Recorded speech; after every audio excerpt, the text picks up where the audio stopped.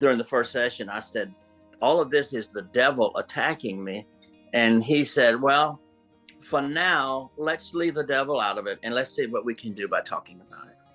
And that was the beginning of a new way for me to think about, like, instead of assigning all of our problems to evil powers, maybe there's something we can learn about ourselves and about life and make things better for ourselves. And I've always been trying to seek what life's all about. I mean, as a teenager, I would sit out in the woods and pray. So it's not that I'm like against religion, but I'm against systems that oppress people mentally and emotionally. Hello, and welcome to the Epic Kate Show. Today's guest is Brian McDonald. He's written a memoir of his fascinating life of being a missionary, being a pastor, and struggling with his doubts about what he believed. I was so thankful for the chance to connect with him and just have this lovely conversation about getting the tools to actually get help, about just the impact that actually having therapy helped on him in his life, about his current work as a therapist working with the walking wounded. He's just such a wonderful, honest, upbeat, lovely person. I'm sure you're going to really appreciate this conversation. So let's jump right into it. Hello, Brian. Thank you so much for being here on the Epic Kate Show. Yes, thank you. It's so exciting to be speaking with you there in Sweden. Yes, I was so happy to get your message and to read your book. Thank you for sending it to me. And it's so real. It's such a genuine story of faith and life and love and the whole journey. And I can't recommend it enough. And it's just so many relatable conflicts in there that so many people, I think, are just really going to resonate with. Let me actually try to say a question. That's something I'm trying to get better at as a podcaster doer. How was it to open up all these conflicts in your life and just put them out there for the world?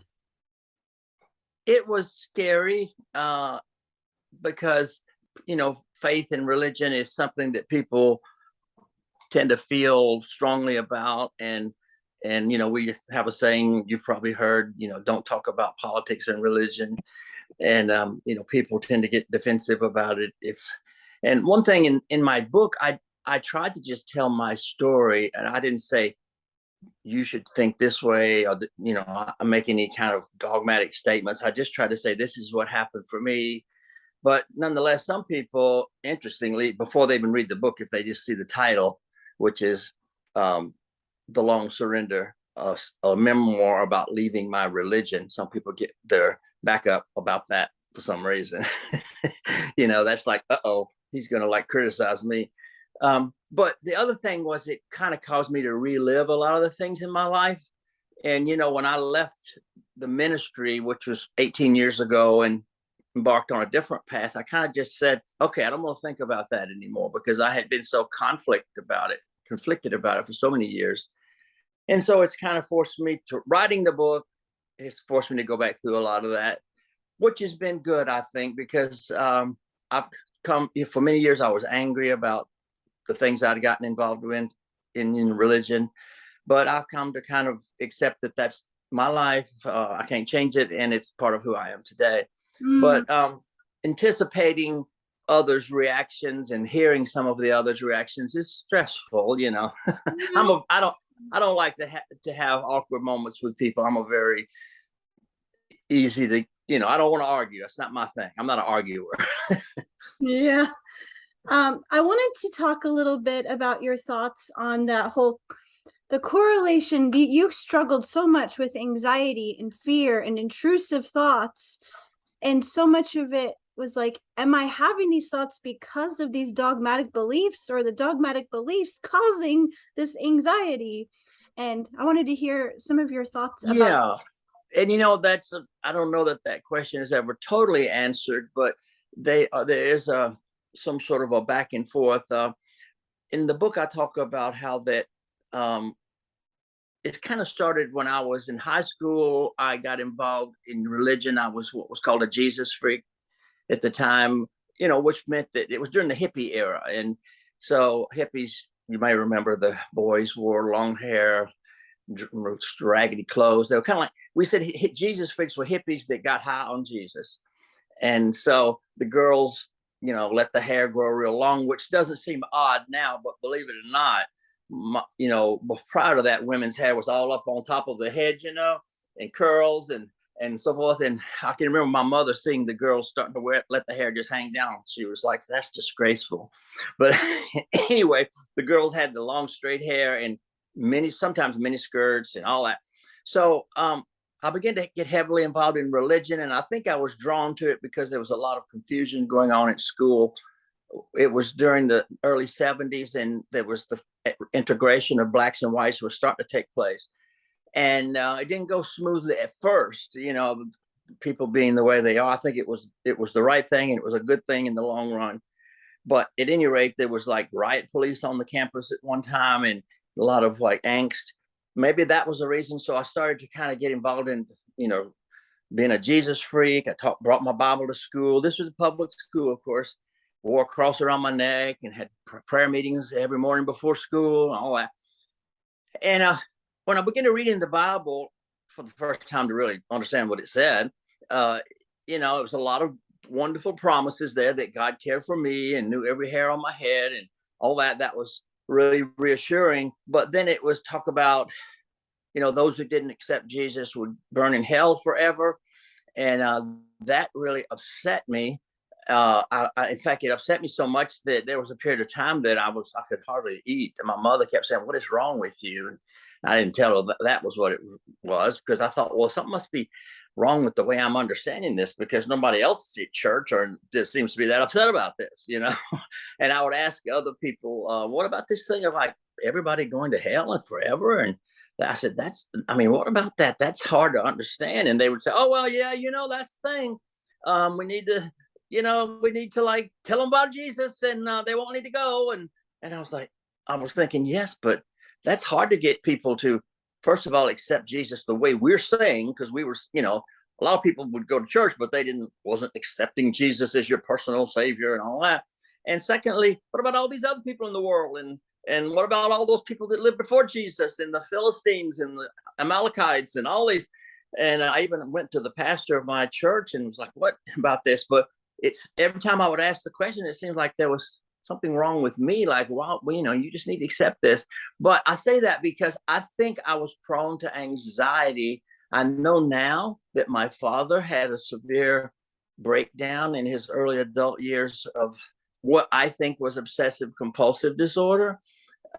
Because later when I asked my mother why he didn't join the military, because all the men went to World War II at that time, she said, well, she called it a nervous breakdown. And as I tried to probe about what happened, she said that he began to just lay in bed all the time, wouldn't go to work, but that also he told a doctor that he had these thoughts of hitting his wife with an axe.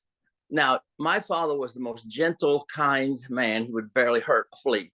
So this is classic obsessive compulsive disorder, where you have unwanted intrusive thoughts. Mm-hmm. And I think that's what he had, though at that time it probably wasn't even known.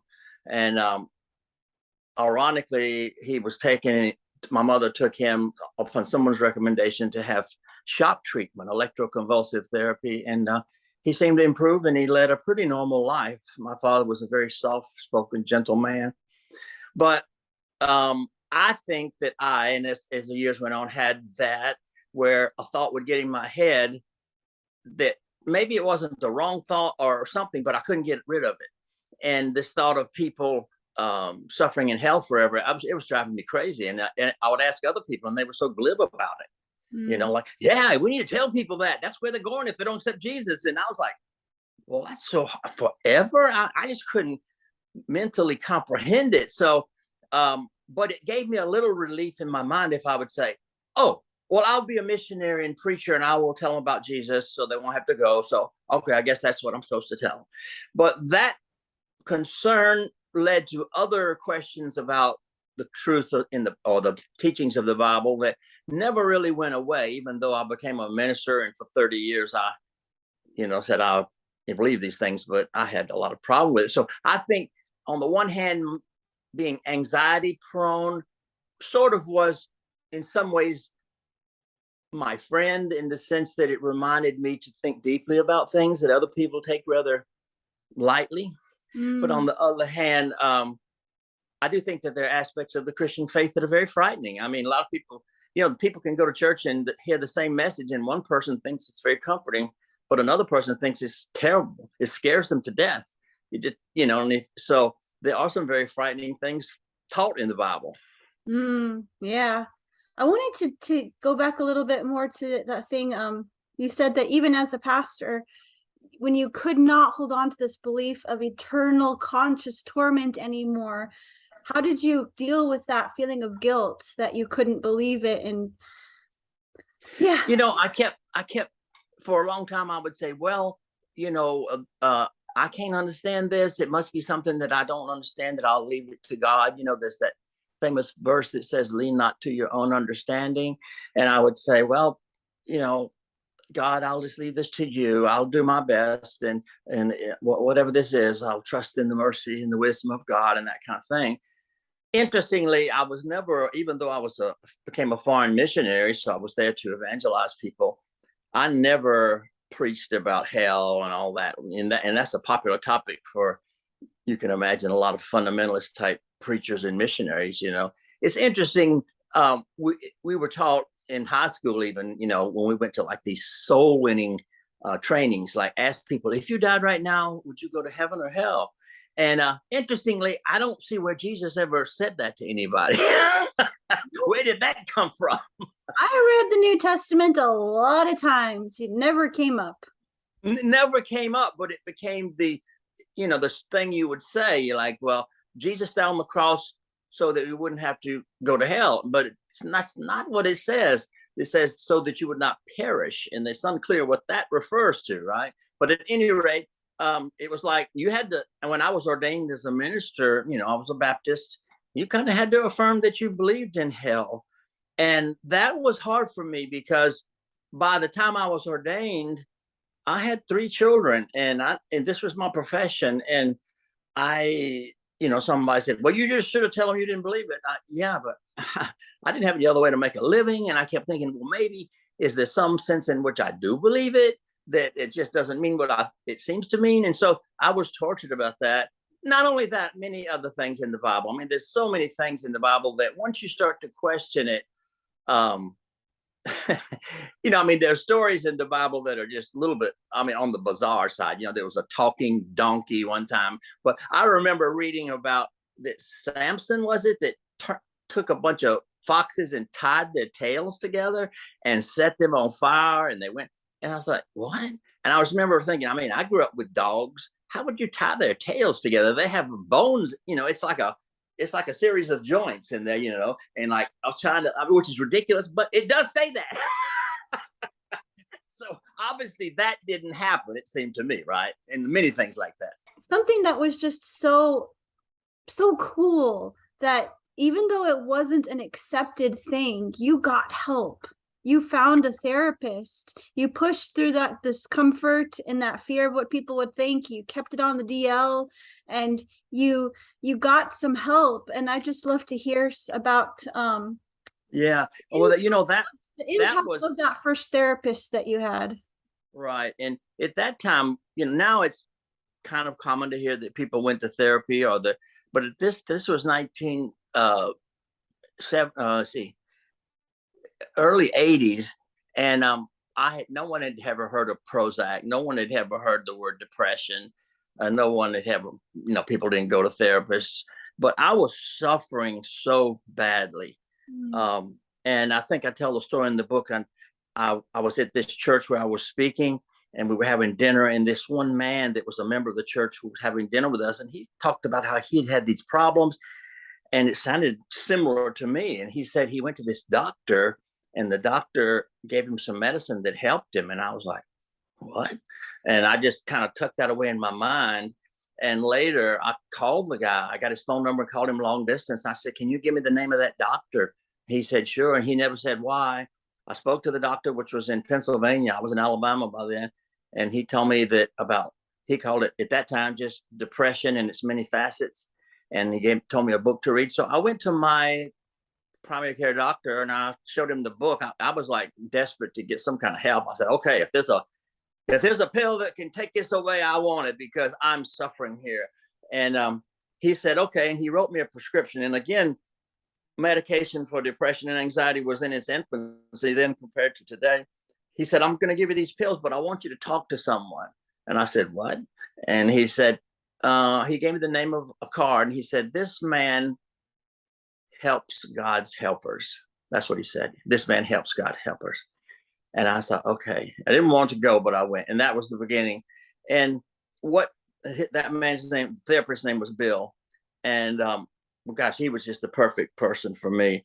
But one thing during the first session, I said, all of this is the devil attacking me.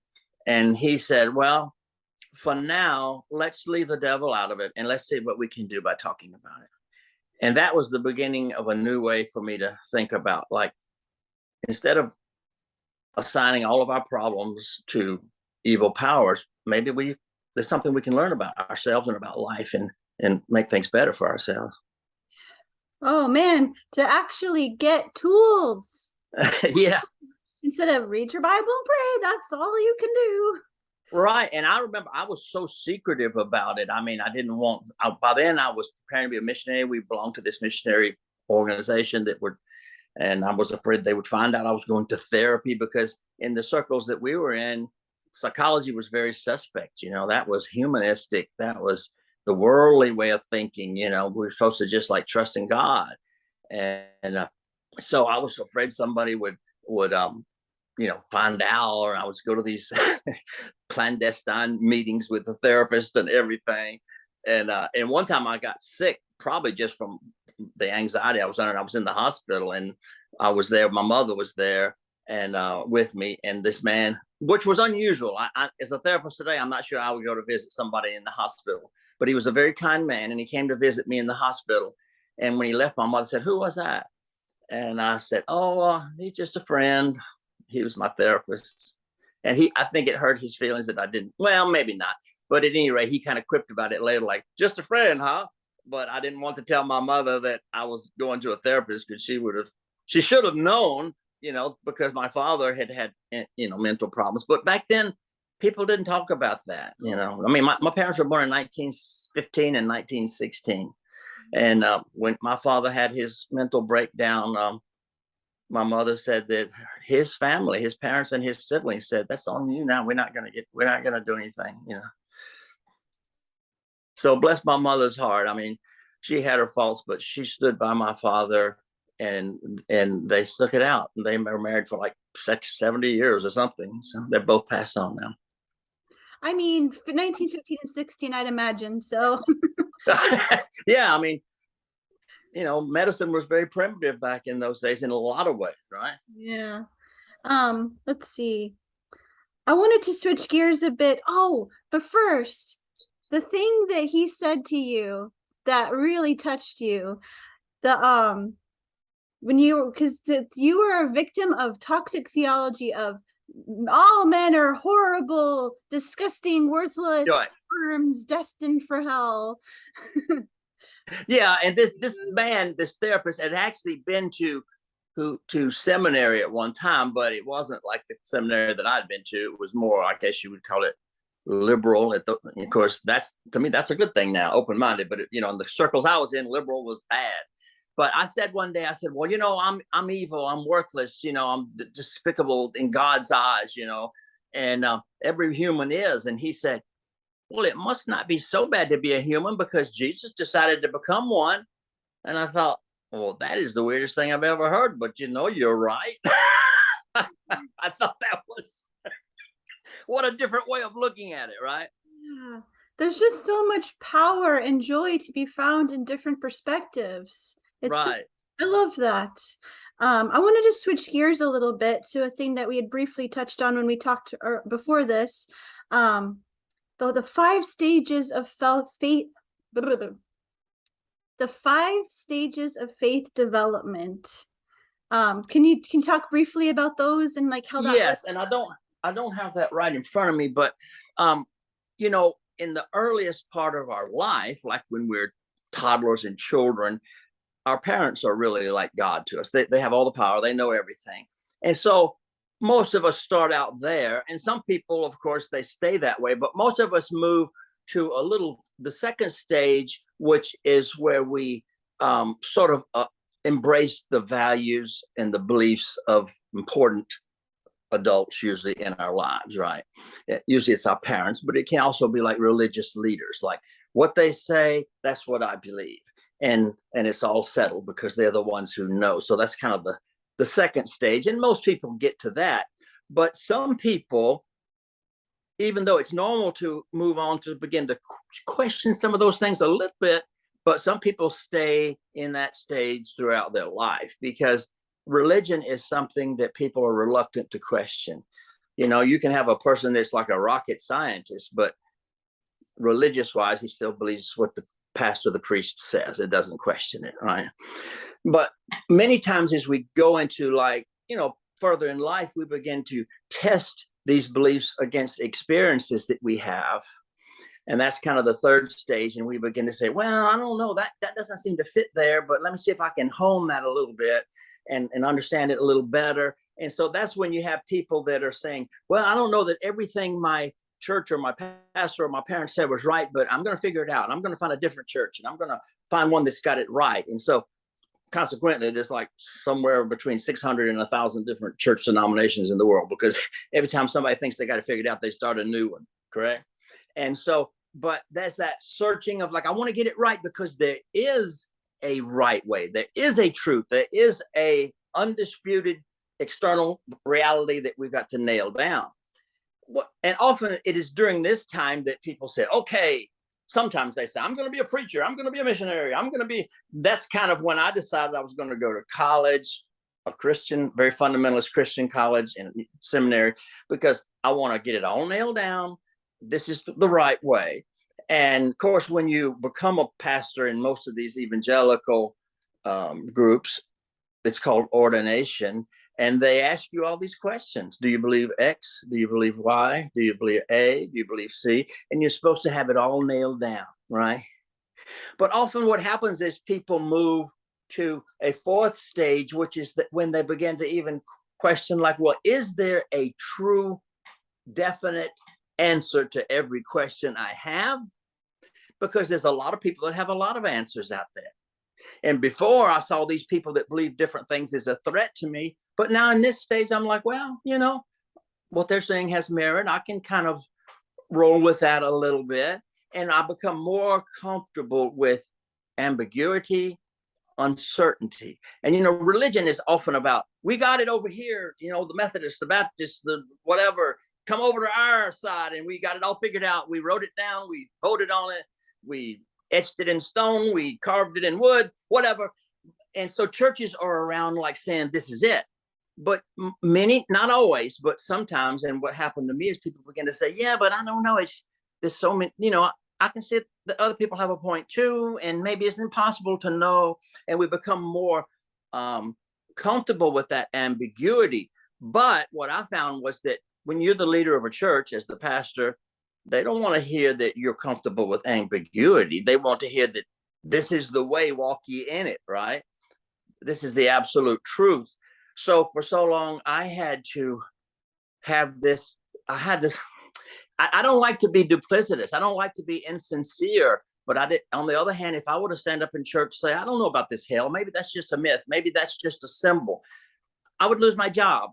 And so I just avoided the subject, which I felt terribly guilty about. So I just avoided preaching on subjects that contain these very frightening doctrines. And I think sometimes some members thought, you know, the pastor just doesn't know. They would give me books to read and like, Pastor, you should listen to this radio broadcast and things like that. Oh, I knew, but I avoided those topics. But so this ambiguity, which is very troubling at first. Sometimes you think, why can't it be like it was back in stage 2 when I was a teenager. Like I had everything nailed down then, I could make an outline of what the Bible says and what it teaches and what's going to happen in the future and all that. But now it's all sort of murky. But then you begin to be comfortable with that. And that's sort of the higher stages where it's like, I'm okay with things. Now it's more about the search for truth. The search for truth is rewarding, but I don't have to say that I've completely found it and that everybody should believe what I say. So that's sort of and you see a lot of people who go through these stages of becoming less certain, but more comfortable with uncertainty. But churches and groups, they don't like that. They don't really have a way to deal with people that begin to say, well, I don't know if what our church says is exactly true or not. Churches don't have an answer for that. So you had mentioned a bit earlier that the anxiety was kind of a friend, and it was that it led you to the growth. And it just makes me think about how so many people just ignore anything that doesn't, fit in that tiny box, and they never get to those later stages. Like, it's not normalized that doubting everything is a part of life and a part of actual growth and faith. I think that you're right. I mean, I think there are a lot of people, even pastors, that have some of these same thoughts, but they think, well, this is my job. This is what I trained to do. And, I'll just say it. I'll go through the creeds and everything on Sunday because, it's what I do and whatever. But because of my anxiety, it bothered me so badly. I worried about it. And even my wife, bless her heart, she would say, well, don't worry about it. You're doing your job. What's going on in your mind is none of their business, And I said, that was true. That was good advice. But on the other hand, I would just agonize over it. But I don't really believe these things, I mean, totally. And I tried to find the aspects of Christianity that I thought were positive, that God loves us, God hears our prayers, that God comforts in our sorrows and so forth. And all the duties I had as a pastor, visit people that had a dying loved one or people had a new baby, all these things. I tried to be there for them. I mean, I think I tell in the book about a couple that had a premature baby. It was born after 3 months. It was like, could hold it in the palm of your hand. And, they believed that that if I prayed for the baby, it would survive. And I was certainly willing to pray for it, but I didn't have any belief that I had any particular pull with God to, decide that this infant could live. But so that kind of bothered me because people would say, oh, pastor, come pray for me. This happened and that happened, and I did. I wanted to comfort them. I mean, but on the other hand, I think, well, they think that I just think if you just pray, it'll be all right. And I don't think that, right? I just viewed my praying for them as an extension of love and concern, right? And even today, when people have a problem, we have a friend that their child has leukemia.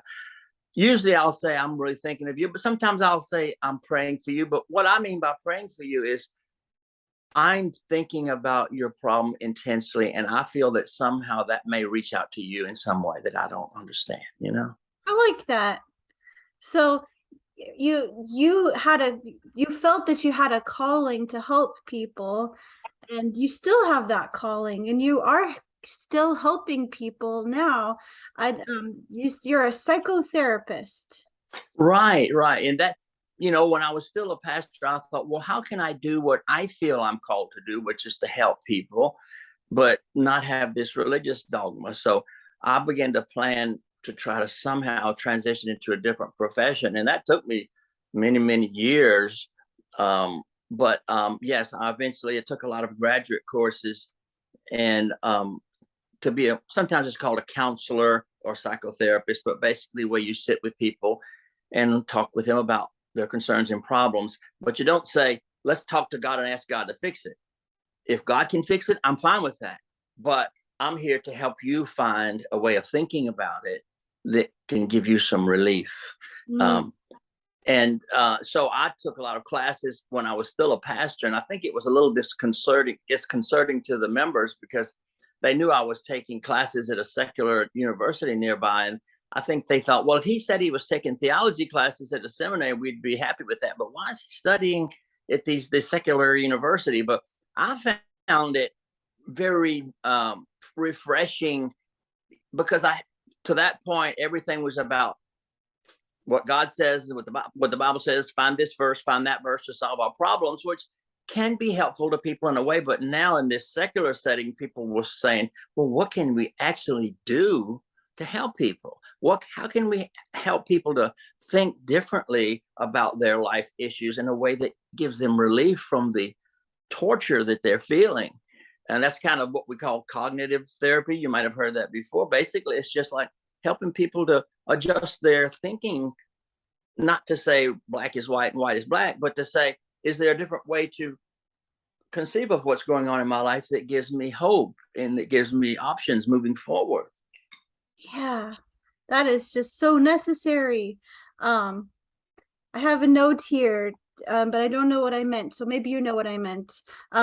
Something about what Carl Rogers said.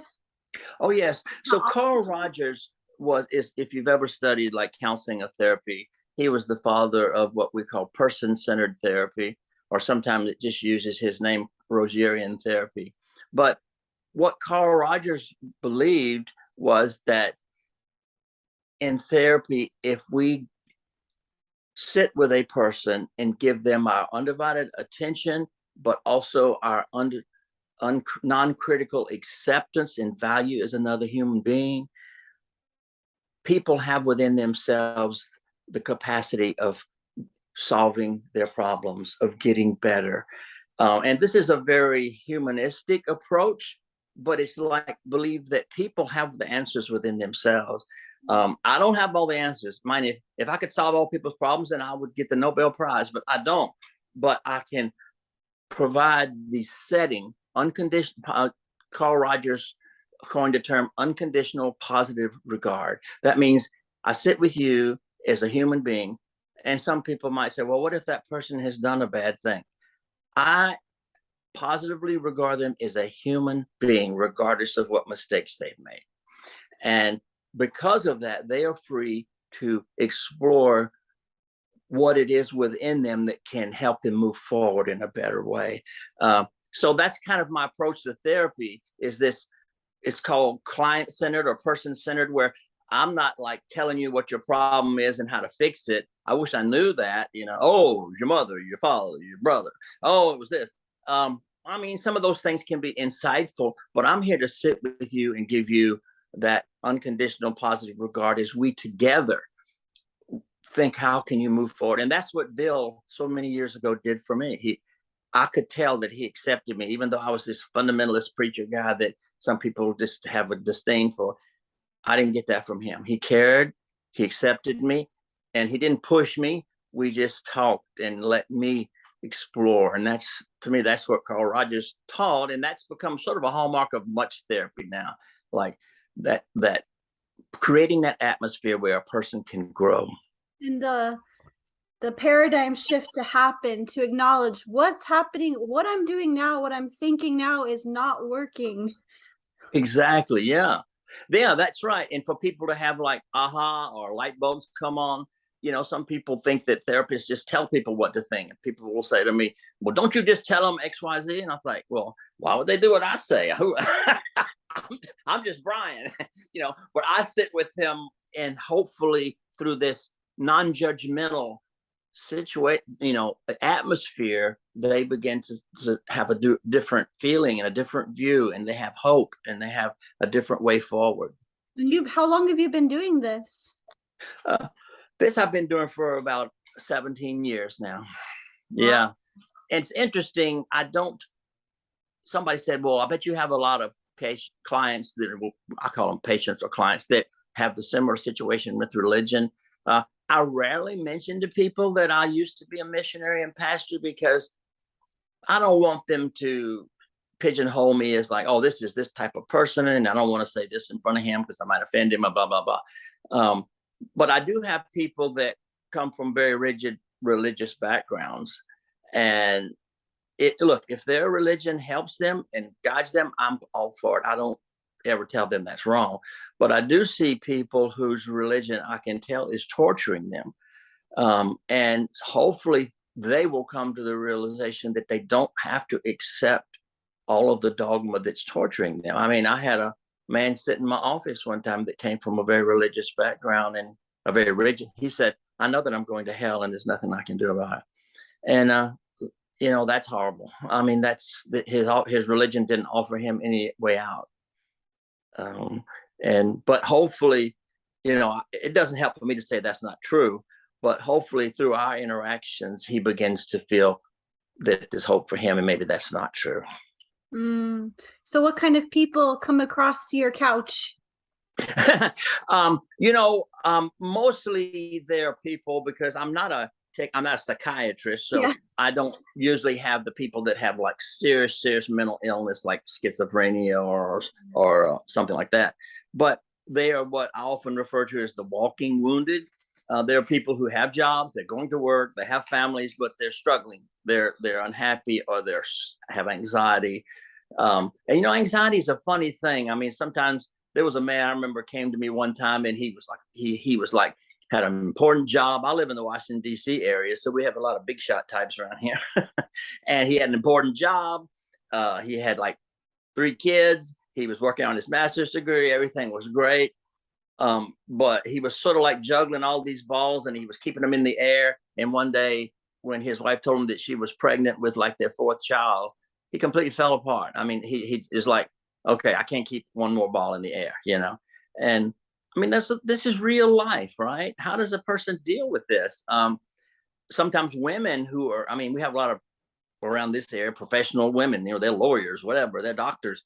And some of these women are very organized and efficient and get a lot done. But as you know, as a mother, sometimes after they have a baby, they can no longer keep all the balls in the air. They can no longer keep the house completely neat and clutter free, and they can no longer keep all the dishes, and they begin to like really struggle. So what they have to do is like begin to find a new way of thinking about things. The old way is not working. Some people say, oh, my mother always told me never leave the house without making up your bed. Okay, well, maybe you're gonna have to rethink that. Because I don't know that that's going to happen every day now. So as long as you think that that's a mandate, then you're going to be very unhappy with yourself. I had another therapist on my show a while back, and she talked about how it's different for different people as far as when should you get help. And she's like, it's like with glasses. Some people can just continue to wear them without cleaning them, and they're completely smudged. And some people, the second there's one smudge, they're like, oh, let's take care of that. Let's fix that. And would you agree with that? I think that's an interesting analogy. Yes, I do. But I do think that people, I mean, of course, obviously, I think therapy is a very good thing, and I recommend it to everybody. I do think there's people that are wearing those smudged glasses for years that have developed a lot of unhealthy coping mechanisms. The guy that's stopping by the bar every night on the way from work and drinking several drinks, his glasses have been smudged for a long time, but the method he's using to manage to continue to go on is not that helpful. It's causing other problems. So, I mean, there are some people that are just sort of, they can compartmentalize, they can like, okay, I'm unhappy, everything's unhappy, but when I go to my job, I can do it, I'm good at it. But often these things begin to be problematic in other areas of their life, right? And so, of course, there's other ways to address this. You don't have to go to therapy, but you have to admit that to yourself, like, I need to rethink some things, therapy, of course, that's what we do, is try to rethink things, reading. But it's interesting. I don't know if you remember, there was a television show, popular, I think it was an HBO thing. It was called In Treatment, and it was about a therapist. And it was really interesting because it would just show these sessions of this therapist talking to these people. And of course, it had some drama woven in, made an interesting TV show. But during that time, I had a man, he was an older man, which, I don't get as many older people because they're not as oriented toward therapy. And he said, after I saw that show, I realized I need to talk about my problems. I need to stop keeping this all in. And he came for therapy. He said, I want to do this. Just like, if I were to think about that for a minute, I think I would probably end up crying. Yeah. And a lot of course, the the older generation, people that are in their 70s and 80s beyond, they kind of were taught, like, don't whine about your problems, don't, suck it up, stiff upper lip, all that. And sometimes people will even say to me, if I tell them what I do, they'll say, well, don't you just tell people to, like, just quit whining and suck it up? And no, I don't, because that doesn't work. I mean, there are a lot of people who do that, but they suffer, and the people around them suffer. I mean, they're hard to get along with. They're abusive, or they're irritable, they're controlling. It's such a predominant boomer mentality. Not to Yeah. lump all boomers together, because I don't like when people lump all millennials together, that we're all entitled rich little kids. But that mentality that just lacks compassion. They went from being Jesus freaks to moral majority upholders. Or MAGA people or whatever. Oh, we better not say that.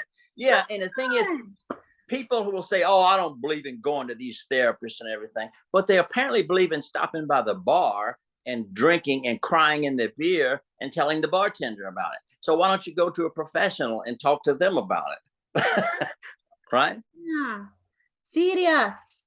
I think it would be really awesome now for you to speak to the people out there that feel stuck, the younger version of yourself that felt like there was no way out. And what's your message to? Okay. Yes, I was thinking about that. So first of all, if you're a believer in it, probably Christianity, but it might be something else, but there are things about it that you just have a hard time with, you have doubts, I say to you, you don't need to feel guilty about having doubts or questions. That's part of being human. That's what we do. That's, God or evolution, whatever you want to think, gave us a brain that questions things, and that's okay. And God, if there's a God that loves and cares for us, then God certainly understands that sometimes that things are hard for us to accept, and maybe in our tendency to question those things is part of being human. Little kids, my youngest son, who's now in his 30s, but when he was a little kid, everything was why, how does this work, how's that work? Of course, that's the way we're made as humans. So if you're having those questions, don't feel guilty, and find things to read that become your companions in questions. And of course, now the internet and social media, you can find other people that have similar questions. I mean, I go back and forth. The internet and social media is the wild, wild west. On the other hand, it is a way to find other people that can become your companions in your journey. So that I would say to you. And the other thing is don't be afraid to have friends that are not within your faith group. Because one of the things that's often taught in many religions is they sort of like, don't become close with people that don't believe the same thing as you do, unless it's to evangelize them, right? You can go show them a lot of kindness and all that, but that's for the purpose of winning them over to Christ or whatever. But I would say, make friends with other people. One thing that served me well was I did not grow up in a super religious family like some of these young people now who are deconstructing. They were homeschooled. They grew up in these churches where they hardly had any access to the world beyond their family and church. That really wasn't the case with me. My family was very nominally religious. If they didn't go to church very much. My granny that I talk about in my book, she was sort of a folksy religious, like, going to church, be a good boy, that type of thing. But it was no dogma, But so consequently, I learned to play. I was a musician. And even during all these times that I was a fundamentalist minister and I was struggling, I loved to play the trombone, and I always found a group to play in. I mean, every time we lived there, I would find some group to play in because I love to play music. And consequently, I was with people who were completely different. And you begin to see that, these people may not believe like I do, but they're very, very valuable and good people. So I would say, make friends outside of your faith group. And that's the exact opposite of what your church, if you're in a rigid church, will tell you. And I would like to just speak to pastors or religious Christian workers. You may be in the place where I was, where you feel like, well, what am I going to do? I mean, I'm starting to question these things, but this is my job.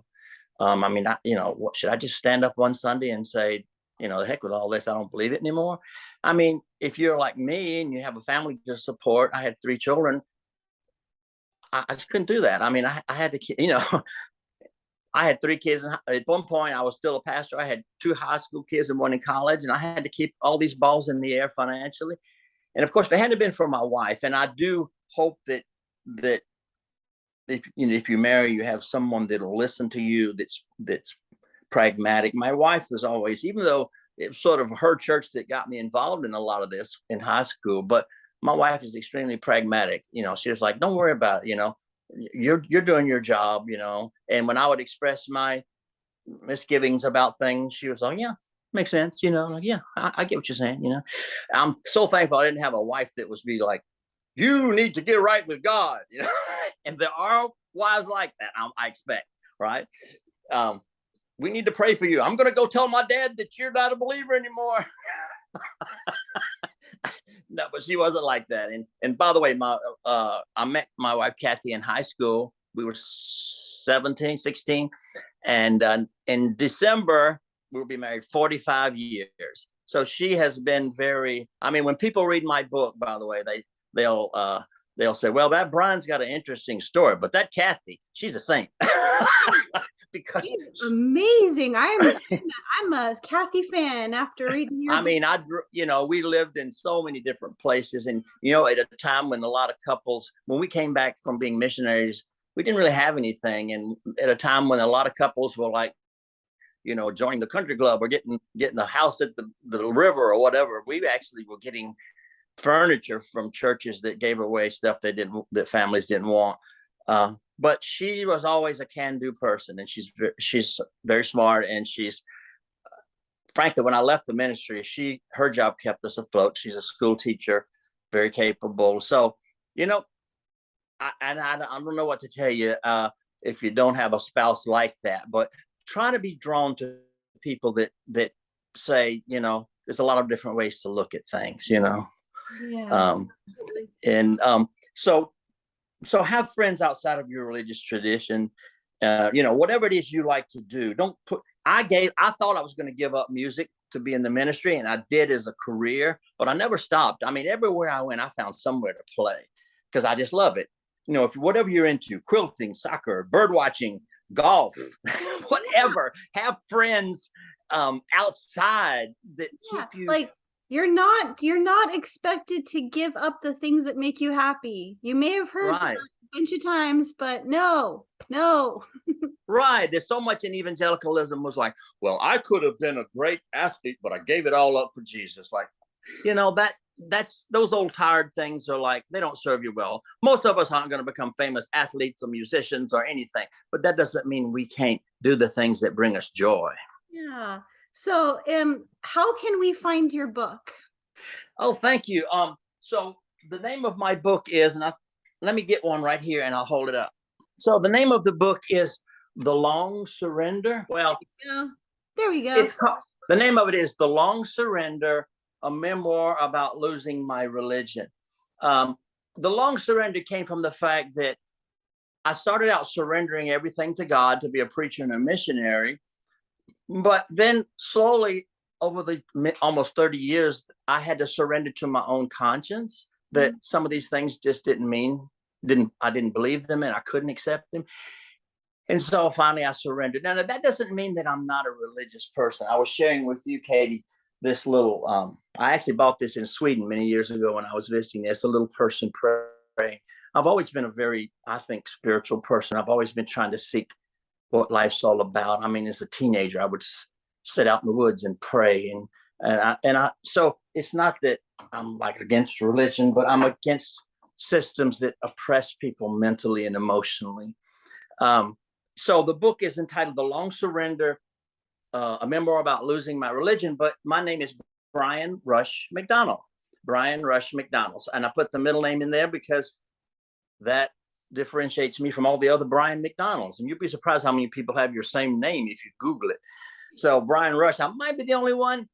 But if you go to Amazon, just type Brian Rush McDonald or the Long Surrender. There may be some other books called The Long Surrender, but if you type Brian Rush McDonald, The Long Surrender, that comes up. And I hope you will read it because I think it offers hope. I mean, I'm very real about the struggles we've had about, particularly about being an adolescent and struggles with, sexual desires and urges. And some people read it and said, I can't believe you put that in there. But hey, I wanted to be real. Like these are issues that I think many of us have. And that's another thing that the fundamentalist movement was so rigid when it came to relations between men and women that I was petrified that I would fail in this way. I mean, it was horrible. I mean, yes, we should be careful. Don't do it. But it got to the point where I was so afraid that I would fail morally, even though I had no desire to, that it was that's another source of anxiety. And part of that was because it was emphasized so much. And I think you and I talked about, or did, with the purity movement in America with the girls. I mean, it was hammered away at so much that you could really mess up your life permanently if you fail in this area. But look, we're humans, and try to do the best we can, but we might stumble, right? Yeah. But it's definitely worth reading. I will put any links that you want me to put down below in the description. And yeah, do you have any last thing to say? I hope all of you, if you're struggling with any fears and doubts, don't be afraid to ask questions. Don't be afraid to reach out to people that are comforting, and just let people like Katie be your friends, books, other internet groups, because what we're finding through the internet is that there's a lot of people that have struggled with a lot of this, and they're coming out of the woodwork. I'm sure that the leaders of a lot of these ultra evangelical churches are like wringing their hands like, oh no, the cat's out of the bag. People are finding out that this doesn't work like we said. But yeah. Yep. And thank you, Katie. You have a wonderful program here. You're a wonderful person, and you're just delightful. And I hope that I think we've talked about you expecting a baby in a month or two, and that is wonderful. And you're in for all the. I mean, you already have children, so but they teach us so much. Yeah. Thank you so much. The way that I end my conversations is I give hugs. Oh, thank you. I give you hugs too, and I'll do like I learned in China, just a little bow. But thank you so much for your concern and your program and what you do in the world. Thank you. If this resonated with you, I have lots of other conversations on my channel with people who have learned to embrace their doubt and learned how to find more joy on the other side of not knowing everything. I hope you'll subscribe, stick around, and join this community. Hugs!